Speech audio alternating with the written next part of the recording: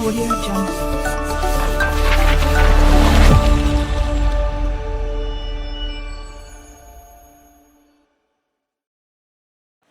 Assalamualaikum warahmatullahi wabarakatuh.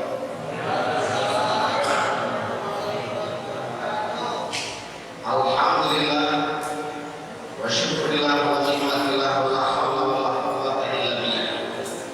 Asyhadu an la ilaha illallah wahdahu la syarika lah wa asyhadu anna Muhammadan abduhu wa rasuluhu la nabiyya ba'dah. Allahumma shalli wa sallim ala nabiyyina Muhammadin wa ala alihi wa ashabihi ajma'in wa ba'du. Ya ayyuhalladzina amanu taqullaha haqqa tuqatih wa la tamutunna illa wa antum muslimun. Hadirin jamaah salat Isya dan tarawih yang mudah-mudahan selalu mendapatkan rahmat dan bimbingan dari Allah Subhanahu wa taala. Bersyukur kita kepada Allah karena sampai pada malam hari ini Allah Subhanahu wa taala masih memberikan pertolongan kepada kita, masih memberikan kesempatan kepada kita untuk memberikan ibadah puasa dari yang ke-16. Berapa? 14 ya? 14. Kalau 16 pas selesai kepingin segera dimulai. Ya. Alhamdulillah Bapak sekalian, ternyata ya awal Ramadan kita baru mulai puasa hari atau baru mulai puasa, rasa-rasanya untuk mencapai 30 hari itu sangat berat. Lebih-lebih bagi yang tidak terbiasa menunaikan ibadah puasa. Tapi nyatanya sekarang ini sudah sampai pada pertengahan. Alhamdulillah. Dan rasa lembut sekali. Nanti kalau 16, 17 dan seterusnya sampai kemudian genap 30. Antara Ramadan yang meninggalkan kita kemudian atau kita yang meninggalkan Ramadan itu bisa dipastikan akan berakhir. Biasanya kita di penghujung Ramadan itu berdoa kepada Allah, ya Allah, pertemukan saya kembali dengan Ramadan yang akan datang, yaitu tahun 2020. Jangan-jangan puasa kita hari ini adalah doa kita tahun 2024 yang kita di penghujung Ramadan datang itu berdoa juga kepada Allah, ya Allah, pertemukan dengan Ramadan yang akan datang, yaitu tahun ini. Allah memberikan kesempatan karena itu sesuai dengan keinginan dan doa kita, maka kita maksimalkan dengan mengisi Ramadan ini dengan berbagai macam ibadah yang produktif. Mudah-mudahan kita bisa menaikkan dengan baik. Kelembutan waktu itu hampir sama juga dengan kelembutan usia manusia. Usia manusia itu juga lembut sekali. Mula-mula anak kecil, kemudian setelah itu menjadi remaja lembut sekali. Kemudian menjadi dewasa, kadang-kadang ketemu lagi. Sebenarnya dulu masih kecil, kok sekarang sudah segini. Itu kemudian berubah lagi. Kemudian ketika jenjang kemarin baru usia sekian, kok tiba-tiba sudah punya anak dan lain sebagainya. Lembut sekali. Sampai kita lagi dewasa, kemudian setengah tua, setelah setengah tua menjadi sepuh. Tapi lembut sekali, lembut sekali. Perubahan itu lembut sekali. Yang tidak berubah itu hanya perasaan. Perasaan itu masih mudah terus.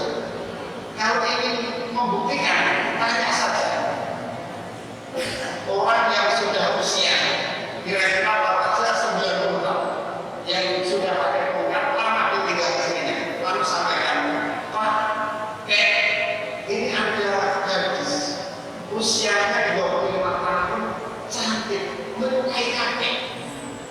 Jenisnya mau menikah apa betul? Mereka jawabnya gimana? Jadi perasaannya itu masih muda, lembut sekali, tidak terasa, tapi tiba-tiba Allah mengakhirkan hidup kita. Jadi begitulah hidup manusia. Nah, harus kalau itu sekali lagi, senyapa Allah itu masih memberikan usia kepada kita, maka kita maksimalkan dengan baik untuk mengumpulkan amal soleh dan kesempatan Ramadan ini untuk mengumpulkan amal soleh. Bapak Ibu sekalian yang dirahmati Allah, saya tadi buka-buka di WA, ini ada temennya pada bisa satu dulu, sehingga pokoknya kita sampaikan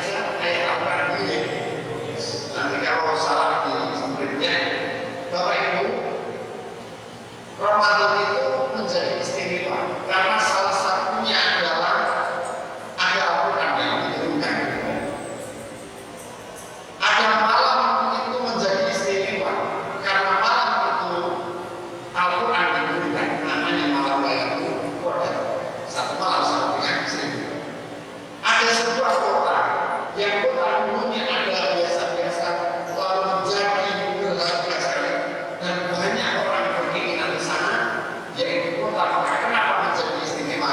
Karena kota Mekah itu memang di situ diturunkan Allah. Demikian juga waktu, tempat dan lain sebagainya. Maka itu artinya orang yang banyak berinteraksi dengan Al-Quran sesungguhnya dia pasti akan dimuliakan oleh Allah Subhanahu wa Ta'ala. Tidak sekedar kemuliaan yang akan diperoleh, tetapi kalau Al-Quran itu kita renungkan, tidak sekedar kita baca tilawah itu, tetapi kita ada guru, kita renungkan dan lain sebagainya, maka ternyata saya akan menimbulkan ketenangan. Itu juga kecerdasan pikiran. Makanya orang yang banyak baca Al-Quran merenungkan ayat itu, ayat demi ayat, itu pasti akan muncul inovasi baru. Inovasi itu adalah sesuatu yang belum ada, lalu diciptakan menjadi ada. Bapak Ibu nanti kalau keluar itu buka surat An-Nahl ayat 9, maaf ayat 8. An-Nahl itu surat 16 ayat 8. Nanti sambil melanjutkan atau juga di rumah buka ayat itu. Yang ini kemudian saya menyimpulkan ini perintah untuk berinovasi bagi orang ini. Aku bilang ke syaitan wajib wal khayla wal bidala wal hamir litarkahuha wa zinata wa yakhluqu ma la ta'lamun. Dan dia telah menciptakan kuda, maksudnya Allah telah menciptakan kuda. Wal khayla itu kuda, wal bidala itu bidal, wal hamir itu keledai. Kalau kuda, panjenengan sudah tahu ya. Ada yang punya kuda. Biasanya kalau orang punya kuda itu mandat orang kaya. Pak Presiden Prabowo katanya punya kuda. Tidak tahu dengan ngurusi negara sekarang siapa kira-kira yang ngurusi kudanya. Kayaknya juga ada buka lowongan.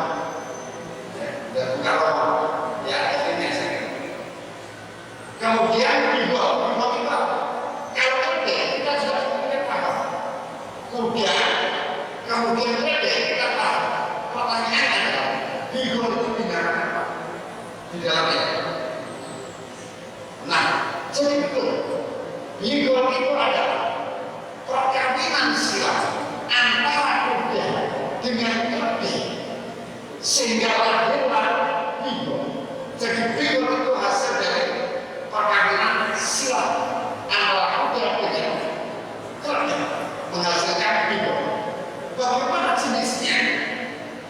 Kalau di dalam riset penelitian artikel itu, bibol di dalam Al-Quran itu dimaknai sebagai bibol itu terdiri susunannya terdiri dari ba, boy, pelan yang dimaknai sebagai qawiyul jism. Jadi binatang yang memiliki fisik yang kuat. Makanya ketika didiskusikan bagaimana kekuatan bibol itu, ada yang bilang bibol itu lebih kuat daripada kuda, tetapi kelebihannya larinya lebih cepat kuda dibanding bibol. Tetapi keadaannya bibol lebih cepat daripada kuda. Sama-sama ketiganya itu adalah binatang dalam ayat ini, itu binatang kendaraan yang sekaligus perhiasan.